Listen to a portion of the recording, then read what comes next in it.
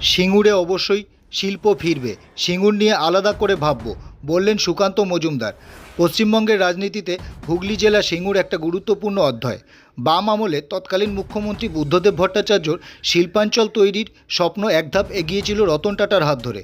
ঘোষণা হয় সিঙ্গুরে 3 ফসলি জমির ওপরে ন্যানো কারখানা তৈরি হবে। শুরু হয় জমি অধিগ্রহণ। সেই থেকেই আন্দোলন, ধর্মঘট, অনশন, লড়াই সব কিছুর মধ্য দিয়ে শিরোনামে পৌঁছায় হুগলি সিঙ্গুর। সিঙ্গুর আন্দোলন থেকেই শুরু হয় রাজ্যের পালাবদল। বাম শাসনের অবসান ঘটিয়ে এ রাজ্যে সরকার গঠন করে তৃণমূল কংগ্রেস। আইনি লড়াইয়ের মধ্য দিয়ে সিদ্ধান্ত হয় সিঙ্গুরের কৃষকরা জমি ফিরে পাবে। সেই জমি ফিরে পেয়ে কৃষকদের কী লাভ হয়েছে তা বলাই বাহুল্য। আবারও এ রাজ্যে 15 বছরের তৃণমূল শাসনের অবসান ঘটিয়ে তৈরি হয়েছে ডবল ইঞ্জিনের সরকার। এই সরকারের কাছেও সিঙ্গুরবাসীর প্রত্যাশা সিঙ্গুরের উন্নতিকরণ। সরকার গঠনের আগে থেকেই বিজেপি নেতৃত্বদের মুখে শোনা গিয়েছিল সিঙ্গুরের উন্নতিকরণের কথা।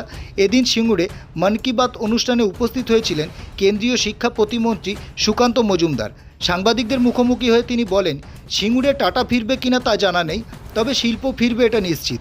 সিঙ্গুর নিয়ে আমরা আলাদা করে ভাবব এবং টাটাকে এ রাজ্যে ফিরিয়ে আনবার জন্য যা যা করবার দরকার তা আমরা করব। আমরা চাই সিঙ্গুরে শিল্প হোক এবং তারই প্রচেষ্টা শুরু হয়ে গিয়েছে। তার সংযোজন এ রাজ্যে যার ভাবমূর্তি ছিল তা পরিবর্তন করতে একটু সময় লাগছে। সর্বোপরি আবারও যেন আশার আলো দেখছে সিঙ্গুরবাসী। দেখুন, সিঙ্গুরে অবশ্যই শিল্প ফিরবে এবং টাটাকে আমরা এই রাজ্যে ফেরত আনার জন্য যা যা করা দরকার আমরা করব।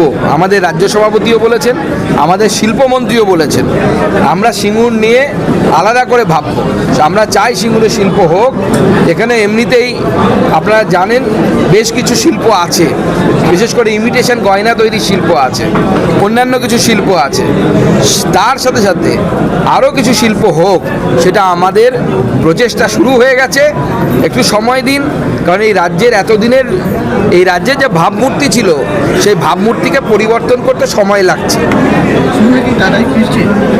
দেখুন, টাটাই ফিরবে কি না আমার জানা নেই, কিন্তু শিল্প ফিরবে এটুকু আপনাদেরকে গ্যারান্টি দিচ্ছি।